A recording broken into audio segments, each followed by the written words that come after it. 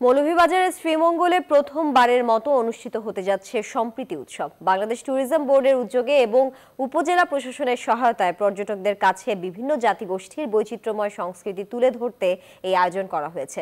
আগামী 10, 11 ও 12 জানুয়ারি বিটিআরআই সংলগ্ন কাকিয়াছড়া সরকারি প্রাথমিক বিদ্যালয় মাঠে 3 দিন ব্যাপী উৎসবটি সকাল 11টা থেকে রাত 8টা পর্যন্ত চলবে।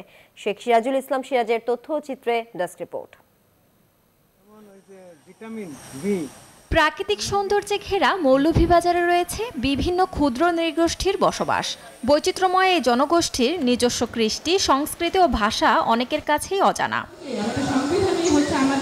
নৃগোষ্ঠীর এই সমৃদ্ধ সংস্কৃতি দেশ বিদেশের পর্যটকদের সামনে তুলে ধরতে শ্রীমঙ্গল উপজেলা প্রশাসনের সহায়তায় এবং বাংলাদেশ ট্যুরিজম বোর্ডের উদ্যোগে 3 দিনব্যাপী হারমোনি উৎসব আয়োজন করা হয়েছে। জেলার 26টি জাতিগোষ্ঠীর অংশগ্রহণে থাকবে নাচ। বসুন্ধরা টিস্যুতে ছাড়ের ছড়াছড়ি। বসুন্ধরা টিস্যু নিয়ে এলো নিশ্চিত ছাড়। গান, বাহারি খাবার এবং স্থানীয় পণ্যের প্রদর্শনী। পুরো এলাকায় উৎসবমুখর পরিবেশ বিরাজ করছে।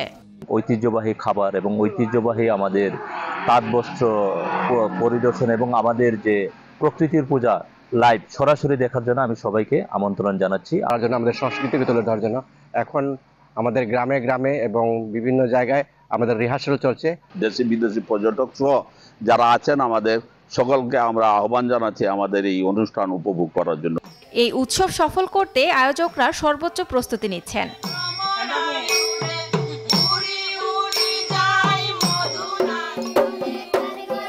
জাতিগোষ্ঠীর এই সমৃদ্ধ সংস্কৃতি সংরক্ষণের একটি সাংস্কৃতিক একাডেমি স্থাপনের দাবি জানিয়েছেন সংশ্লিষ্টরা।